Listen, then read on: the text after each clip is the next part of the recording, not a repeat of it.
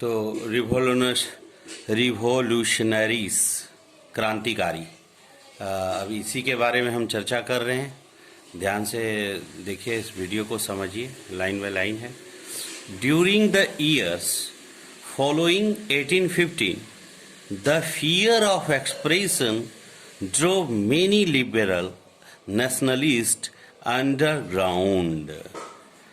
1815 के बाद के वर्षों के दमन के भय ने अनेक उदारवादी राष्ट्रवादियों को भूमिगत कर दिया। यानी जी बहुत सारे क्रांतिकारी भूमिगत हो गए, छुप गए डर से। Secret societies sprang up in many European states to train revolutionary and spread their ideas। बहुत सारे यूरोपीय राज्यों में क्रांतिकारियों को प्रशिक्षण देने और विचारों का प्रसार करने के लिए गुप्त संगठन उभर आए। मतलब ये लोग छुप छुप करके कुछ प्लान करते थे कि कैसे आखिर आज़ादी ली जा सके, यूरोपियन स्टेट्स के लोग। To be revolutionaries at this time meant a commitment to oppose monarchical forms that had been established after the Vienna Congress and to fight for liberty and freedom. Most of these revolutionaries also saw the creations of nation-state as a necessary part of this struggle for freedom. उस समय क्रांतिकारी होने का मतलब, क्रांतिकारी मतलब जो देश के आज़ाद के लिए लड़ते हैं, उन्हें आज़ादी चाहिए होती है। उस समय क्रांतिकारी होने का मतलब उन राजतंत्रीय व्यवस्थाओं का विरोध करने से था, गिरने लगा ये एक सेकेंड, 1718, ठीक है। तो विरोध करने कैसे जो वियना कांग्रेस के बाद स्थापित की गई थी। साथ ही स्वतंत्रता और मुक्ति के लिए प्रतिबद्ध होना और संघर्ष करना क्रांतिकारी होने के लिए जरूरी था। मतलब मुझे किसी भी कंडीशन में आज़ादी लेकर के रहनी है, आज़ादी हमें चाहिए ही चाहिए। ज़्यादातर क्रांतिकारी रिवॉल्यूशनरीज जो थे, राष्ट्र राज्यों की स्थापना को आज़ादी के इस संघर्ष का अनिवार्य हिस्सा मानते थे। वो लोग चाहते थे कि किसी भी तरह से हम लोगों का राष्ट्र आज़ाद हो जाए और हम लोग एक फ्री कंट्री का एक स्वतंत्र नागरिक बन सके। One such individual was the Italian revolutionaries Giuseppe Mazzini, मैज़नी कहिए आप। ऐसा ही वह व्यक्ति था, इटली का क्रांतिकारी ज्यूसेपी मैज़नी। इसको मैज़नी हिंदी में भी पढ़ सकते हैं, मैज़नी भी पढ़ते हैं, हम लोग को याद है, हम लोग मैज़नी पढ़े थे, मैज़नी कह सकते हैं। Born in Genoa in 1807, he became a member of the Secret Society of the Carbonari। उनका जन्म 1807 में जेनोआ में हुआ था और वह कार्बोनारी के गुप्त संगठन का सदस्य बन गया। गुप्त संगठन का एक सदस्य हो गया। यह कार्बोनरी एक ग्रुप थी जहां पर आज़ादी के लिए लोग लड़ाई लड़ते थे। As a young man of 24, he was sent into exile in 1831 for attempting revolution in Liguria। 24 साल की युवावस्था में लिगुरिया में क्रांति करने के लिए उसे बहिष्कृत कर दिया गया, भगा दिया गया, हटा दिया गया, बहिष्कार कर दिया कि you are not the right person to doing the such kind of activity. He subsequently founded two more underground societies, first young Italy and Marcellus, and then young European Berne, whose member was like-minded young men from Poland, France, Italy, and the German states. उसके बाद उसने दो और भूमिगत संगठनों की स्थापना की। पहला था मार्सेई में यंग इटली और दूसरा बर्न में यंग यूरोप, जिसके सदस्य पोलैंड, फ्रांस, इटली और जर्मन राज्यों में समान विचार रखने वाले युवा थे। मैज़नी बिलीव्ड, मैज़नी को विश्वास था that कि God had intended nations to be the natural units of mankind. मैज़नी का ऐसा विश्वास था कि ईश्वर की मर्जी के अनुसार राष्ट्र ही मनुष्यों की प्राकृतिक इकाई थी, यानी किसी भी मनुष्य का एक जो जीवन अधिकार जिसको कहते हैं, वो राष्ट्र की स्वतंत्रता ही उनके लिए जरूरी था, और ऐसा उनको भगवान के ऊपर ऐसा विश्वास था। Mazzini believed that God had intended nations to be the natural units of mankind. So, Italy could not continue to be a patchwork of small state and kingdom. अतः इटली छोटे राज्यों और प्रदेशों के पैबंदों की तरह नहीं बन सकता था। छोटे राज्य की तरह इटली का निर्माण नहीं हो सकता था। It had to be forged into a single unified republic within a wider alliances of nation.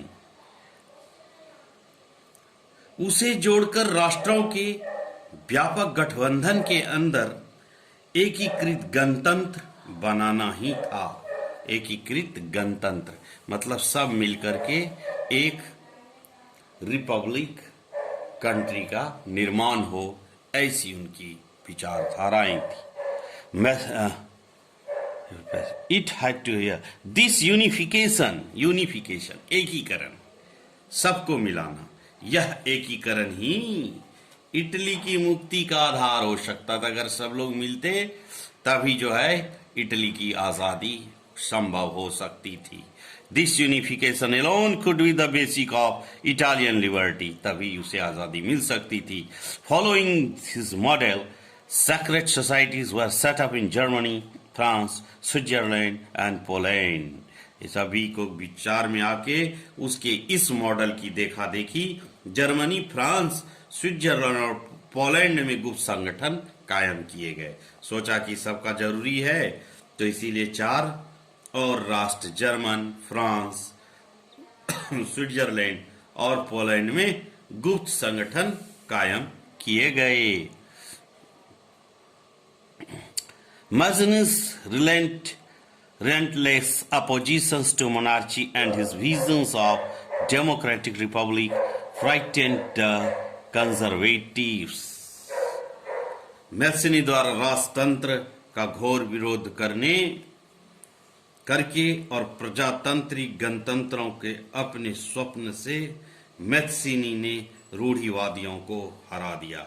यानी देखिए, ध्यान से इस बात को समझिएगा, मैज़नी द्वारा राजतंत्र का घोर विरोध करके मतलब जब इन्होंने जो राजाओं के द्वारा जो शासन की स्थापित्व थी, इसका इन्होंने विरोध किया। बहुत सारे लोगों ने मिलकर जब एकीकरण हो रहा था, विरोध करना शुरू किया कि राजतंत्र ठीक नहीं है, और प्रजातांत्रिक गणतंत्रों के अपने स्वप्न से मैज़नी ने रूढ़िवादियों को हरा दिया।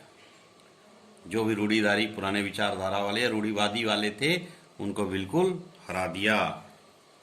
और मेटरनिस्ट described him as the most dangerous enemy of our social order, और मैटरनिक ने उसे हमारी सामाजिक व्यवस्था का सबसे खतरनाक दुश्मन बताया, ताकि लोगों के बीच ये भ्रांतियां फैली रहे कि अगर ऐसा कार्यकलाप अच्छा नहीं है तो सब लोग इसको फॉलो करेगा और तभी तो राजतंत्र के खिलाफ जा सकेगा। इसीलिए उन्होंने ऐसा फैलाया बात कि ये हमारे सभ्य समाज के लिए अच्छा नहीं है, हम लोगों को स्वतंत्र होना बहुत जरूरी है।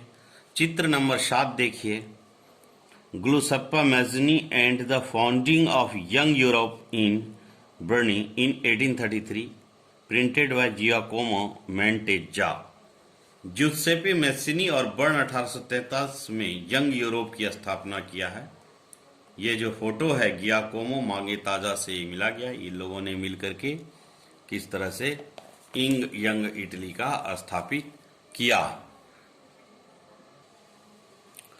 तो आगे देखते हैं हम, the age of revolutions 1830 to 1848।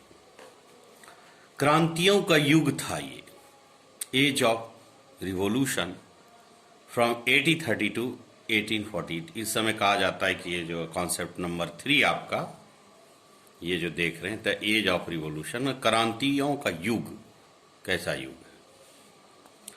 As conservative regimes tried to consolidate their power, liberalism and nationalism came to be increasingly associated with revolution in many regions of Europe, such as the Italian and German states, the provinces of the Ottoman empires, Ireland and Poland.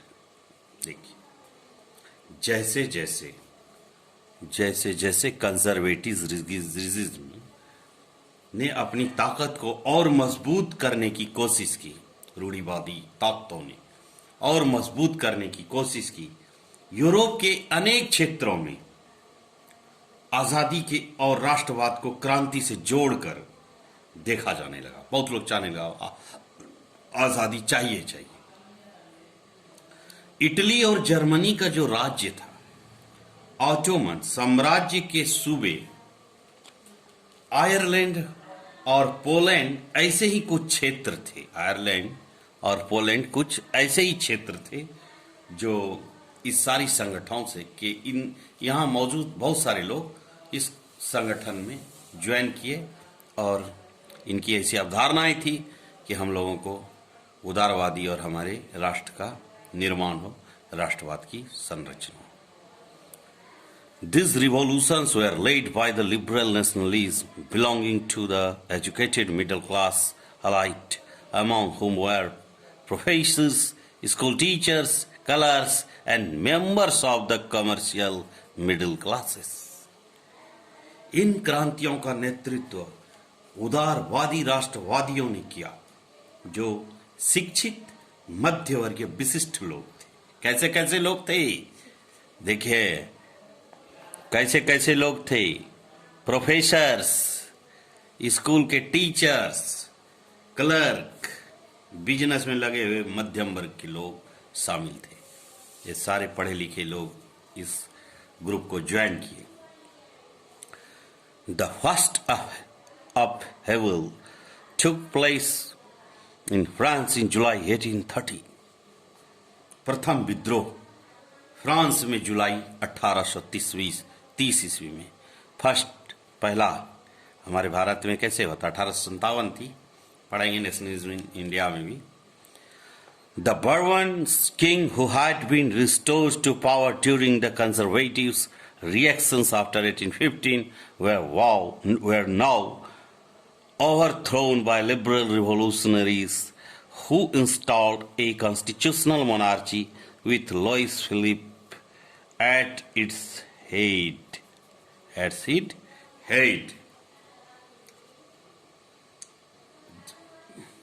बुर्बो राजा का नाम बुर्बो king, देखिए ना, the बुर्बोन Kings, बुर्बों के राजा जो थे, it is the kingdom, जिन्हें 1815 के बाद हुई रूढ़िवादी प्रतिक्रिया के दौरान सत्ता में बहाल किया गया था, उन्हें अब उदारवादी क्रांतिकारियों ने उखाड़ फेंका, निकाल दिया। उनको चूंकि बहाल भी उन्होंने किया था और उनको बाहर का रास्ता भी इन लोगों ने ही दिखा दिया। और उनकी जगह को किसने ले ली? एक संवैधानिक राजतंत्र का स्थापना किया गया जिसका अध्यक्ष लुई फिलिप था। जिसका अध्यक्ष कौन था? Louis Philippe. है ना, with Louis Philips at his head. उसको बाहर फेंक करके लुई फिलिप्स उसका अध्यक्ष बन गया। ये सब नाम है, जैसे हमारे यहाँ महात्मा गांधी, जवाहरलाल नेहरू, सब लोग थे वैसे। When Francis Metternich once remarked, the rest of Europe catches cold. देखिए क्या हुआ। मेटरनिक ने एक बार यह भी टिप्पणी की थी।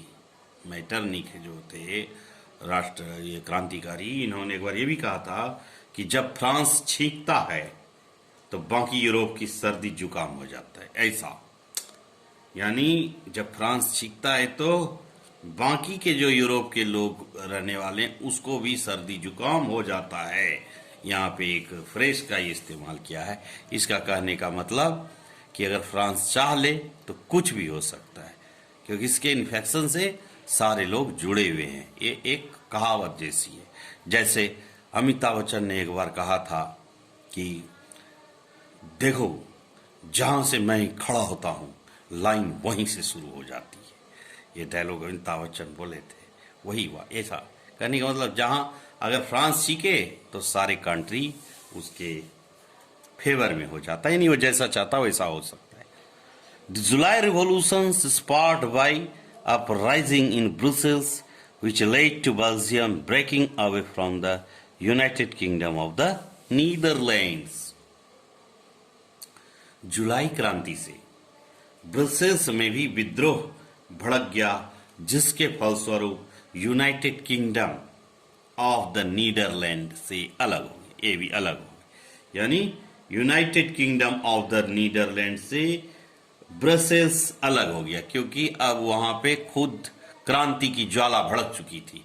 अब वो अगर उसके साथ रहता तो उसको दिक्कत होती, इसीलिए वो अपना रास्ता अलग कर लिया। An event that mobilized nationalist feeling among the educated elite across Europe was the Greek War of Independence. देखिए, ग्रीक वॉर ऑफ इंडिपेंडेंस। एक घटना जिसने पूरे यूरोप के शिक्षित अभिजात वर्ग में राष्ट्रीय भावनाओं का संचार किया, वह थी यूनान की स्वतंत्रता संग्राम। यानी यहां से सब कहानी शुरू होती है। Greece had been part of the Ottoman Empire since the 15th century, और 15वीं शताब्दी से यूनान ऑटोमन साम्राज्य का हिस्सा था उसका। The growth of revolutionary nationalism in Europe is part of a struggle for independence amongst the Greeks which began in 1821। Europe में क्रांतिकारी राष्ट्रवाद की प्रगति से यूनानियों का आजादी के लिए संघर्ष 1821 में आरंभ हो गया, यानी 1821 से ही ये लड़ाई चालू हो गई। Nationalists in Greece got support from other Greeks living in excited and also from many West Europeans who had sympathies for ancient Greek culture. यूनान में राष्ट्रवादियों को निर्वासन में रह रहे यूनानियों के साथ पश्चिमी यूरोप के अनेक लोगों का समर्थन मिला, जो प्राचीन यूनानी संस्कृति हेलेनिज्म के प्रति सहानुभूति रखते थे। यानी कुछ धार्मिक विचारधारा की भी आवश्यकता होती है ताकि एक दूसरे से मिलजुल करके काम को आगे बढ़ाया जा सके, और जो इस काम के लिए हम सब जुड़े हैं आज़ादी के लिए, वो आज़ादी हमें प्राप्त हो सके, इसके लिए भी ये सारी एक्टिविटी ज़्यादा थी, जरूरी थी। Poets and artist lauded Greece as the cradles of European civilizations and mobilized public opinion to support its struggle against a Muslim empire. कवि और कलाकार, इनका बहुत जोर रहता है। कवि और कलाकार ने यूनान को यूरोपीय सभ्यता का पालना बताकर प्रशंसा की और एक मुस्लिम साम्राज्य के विरुद्ध यूनान के संघर्ष के लिए जनमत जुटाया। यानी एक जो अलग थे लोग उसके विरुद्ध एक जनमत संग्रह जुटाया, मुस्लिम नेता के विरुद्ध, साम्राज्य के विरुद्ध। The English poet Lord Byron organized funds and later went to fight in the war, where he died of fever in 1824. देखिए क्या हुआ फिर। अंग्रेज कवि लॉर्ड वायरन ने धन इकट्ठा किया, कवि थे, और बाद में युद्ध में लड़ने भी गए, जहां 1824 में बुखार से उनकी मृत्यु हो गई।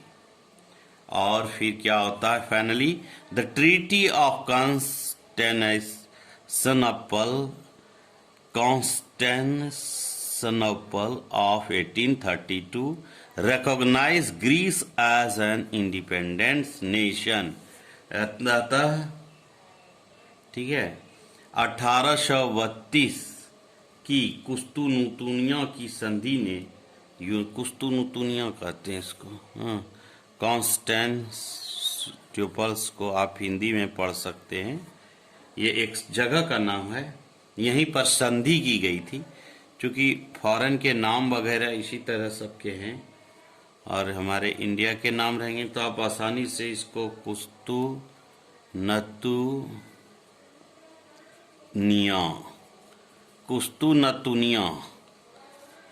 की संधि ने यूनान को एक स्वतंत्र राष्ट्र की मान्यता दी। यहाँ पर एक संधि हुई। एक देखिए पोएट किस तरह से, आपको याद होगा कि भारत में भी कुछ इसी तरह घटनाएं होती रहती है। जब भी युद्ध करते करते हमारे सैनिक कमजोर पड़ते हैं तो फिर ये लोग युद्ध करके इन लोगों को पराजित करते हैं।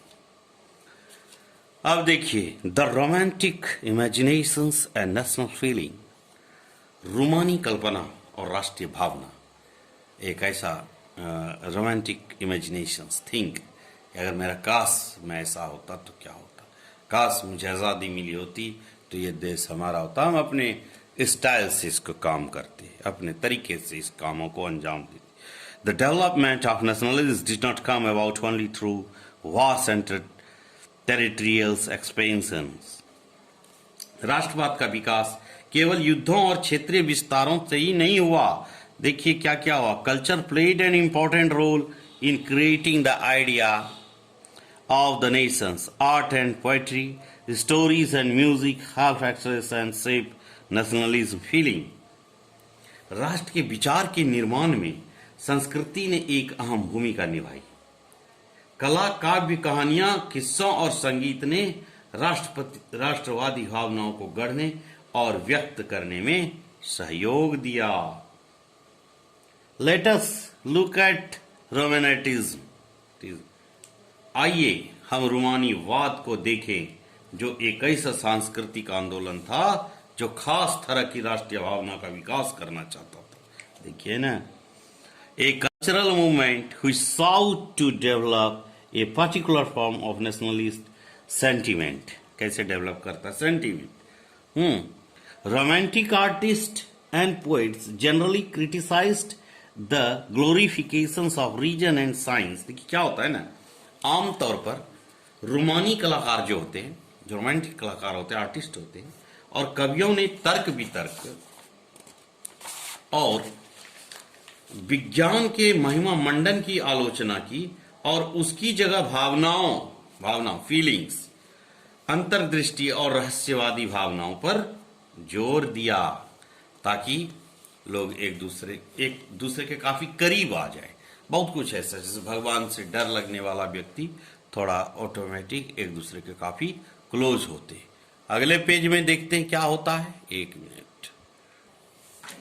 तो आप देख रहे हैं कि किस तरह से रूहानी भावना को भड़काने के लिए काफी फीलिंग को यहाँ दिखाया गया है।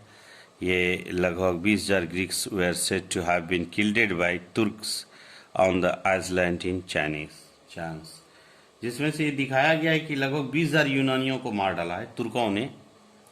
और ये 4.19 मीटर इंटू 3.54 मीटर की एक भव्य फोटो है, नाटक का गया था। इससे क्या होता था कि लोग एक दूसरे के काफी करीब होते थे, या सेंटिमेंटल उजागर होता था, लोगों के बीच अपनापन बढ़ता। ठीक है।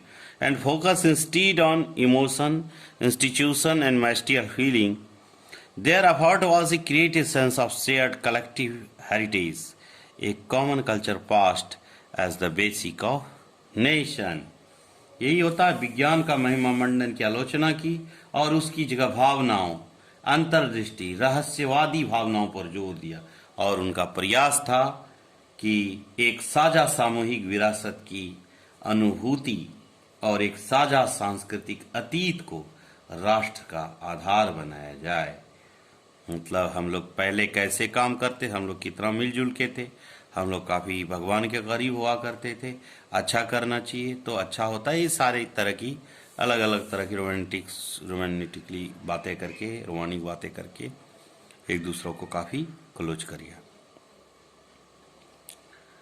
हाँ, और उसके बाद देखिए other other romantic such as the German philosopher Johann Gottfried Herder 1744 से 1803 तक ये रहे जिंदा, claimed that true German culture was to be discovered among the common people, das Volk। German दार्शनिक नाम है इनका योहान गॉटफ्रीड। जैसे रोमानी चिंतकों ने दावा किया कि सच्ची जर्मन संस्कृति उसके आम लोगों, दास वोल्क कहते, आम लोग जो लोग वहां रहते में निहित थी, यानी इन लोगों के अंदर कुछ रोमानी शक्तियां बसती थी। It was through folk songs, folk poetry and folk dances that the true spirit of the nations folkages was popularized। देखिए कैसे कैसे एक्टिविटी किया इन्होंने। राष्ट्र की सच्ची आत्मा लोकगीत, जन काव्य और लोक नृत्यों से प्रकट होती है, नहीं? So collecting and recording these forms of folk culture was essential to the project of nation building। यानी राष्ट्र की सच्ची आत्मा लोग, इसलिए लोक संस्कृति के इन स्वरूप को एकत्र और अंकित करना राष्ट्र के निर्माण की परियोजना के लिए आवश्यक था कि सबको लोकगीत से जोड़िए, गाना गाइए, किसी तरह से भक्ति सॉन्ग सुनाइए, इससे उसके अंदर फीलिंग जगे। होता भी कहीं भी, अभी हम लोग यहाँ के हैं तो कहीं बाहर जाएंगे तो वहाँ पर अगर कुछ यहाँ के कल्चर से मिला जुला चीज़ हम लोगों को ऐसा होता है तो हम लोग जुड़ते चले जाते हैं, उससे काफ़ी क्लोज फील करते हैं। एक minute. The emphasis on vernacular language and the collections of local folklore was not just to recover an ancient national spirit, but also to carry the modern nationalist message to large audience who were mostly literate। ज़्यादा लोग पढ़े हुए हुआ करते थे। क्या होती थी ना, यहाँ जो राष्ट्रीय बोलियों का बल और स्थानीय लोक संगीतों का एकत्र करने का उद्देश्य केवल प्राचीन राष्ट्रीय भावना को वापस लाना नहीं था, बल्कि आधुनिक राष्ट्रीय संदेश को ज्यादा लोगों तक पहुंचाना था, जिनमें से अधिकांश लोग इलिटरेट थे। हाँ, निरक्षर थे, इलिटरेट थे, पढ़े लिखे नहीं थे। तो मूर्खों को आसानी के साथ आप लोकल भाषा से जोड़ करके उसको काफी फीलिंग दे सकते। निरक्षर लोग थे, इलिटरेट थे, ठीक है, निरक्षर थे। This was especially so in the case of Poland, which had been portioned at the end of the 18th century by the great powers Russia, Persia, Austria. ये सारे कुछ ग्रेट पावर में रशिया, पर्शिया और Austria. यह खासतौर पर Poland पर लागू होता था, जिसका 18वीं सदी के अंत में रूस, पर्शिया और ऑस्ट्रिया जैसे बड़ी शक्तियों ने विभाजन कर दिया, तोड़ दिया था इसने। इसलिए जो यहाँ के निरक्षर लोग थे उन्हें आसानी से एकत्रित किया जा सकता था, एक साथ मिलाया जा सकता था। Even though Poland no longer consists as an independent territory, national feeling were kept alive through music and language। देखिए, Karol Krupinski, for example, celebrated the national struggle through his operas। ये सब डांस का quality, वहाँ का opera dance, सारी body का कुछ part हिलाता है, पेट ऐसा तो ऐसे हिलाता है, उसका पूरा आइडिया होता है। ओपेरा डांस बहुत फेमस है। And music turning folk dance like the Polonaise and mazurka into nationalist symbols. देखिए क्या क्या करता है। यद्यपि पोलैंड अब स्वतंत्र भूक्षेत्र नहीं था, किंतु संगीत और भाषा के जरिए राष्ट्रीय भावना जीवित रखी गई। मसलन कैरोल कुर्पिस्की ने राष्ट्रीय संघर्ष का अपना ओपेरा और संगीत से गुणगान किया, और पोलेनस और माजूरका जैसे लोक नृत्यों को राष्ट्रीय प्रतीकों में बदल दिया। ये सब लोक नृत्य था, जैसे हम लोगों के यहाँ होता है, उसको कहते हैं जो नाचता है शादी ब्याह, क्या कहते हैं, झूमर वगैरह। झूमर होता है, एक तरह का डांस होता है, तो उसी तरह का वहाँ का ये एक डांस था। Languages played an important role in developing nationalist sentiments. After Russian occupation, the Polish language was formed out of school, and the Russian languages was imposed everywhere. देखिए क्या हुआ, भाषा ने भी राष्ट्रीय भावनाओं के विकास में एक महत्वपूर्ण भूमिका निभाई। रूसी कब्जे के बाद पोलिश भाषा को स्कूलों से बलपूर्वक हटाकर रूसी भाषा को हर जगह जबरन लादा गया। अब तुम्हारी जरूरत नहीं है, इन 1831 an armed rebellions against Russian rule took place, which was ultimately crushed. Following this, many members of the clergy in Poland began to use languages as a weapons of national resistance. Polish was used for church gathering and all religious instructions. As a result, as a large number of priests and bishops were put in jail or sent to Siberia by the Russian authorities as punishment for their refusals to preach in Russian. The use of Polish came to be seen as a symbol of the struggle against Russian dominance. क्या है?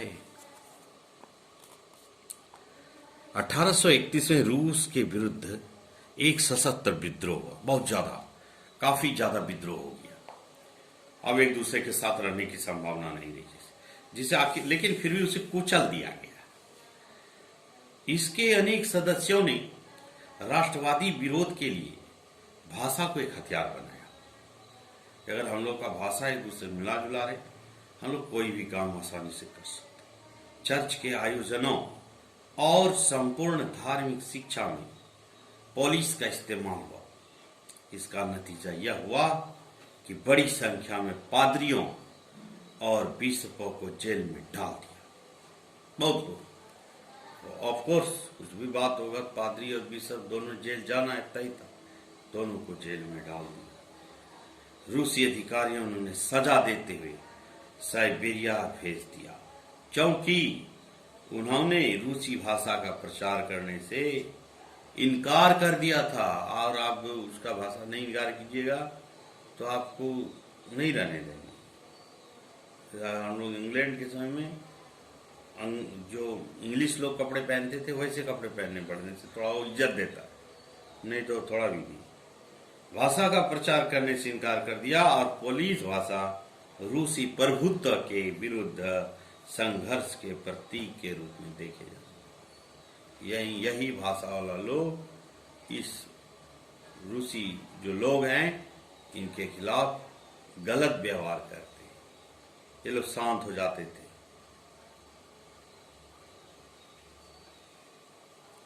भाषा का Polish भाषा इसी के विरुद्ध संघर्ष के प्रतीक के रूप में देखने लगी, क्योंकि वहीं के लोग संघर्ष करता था।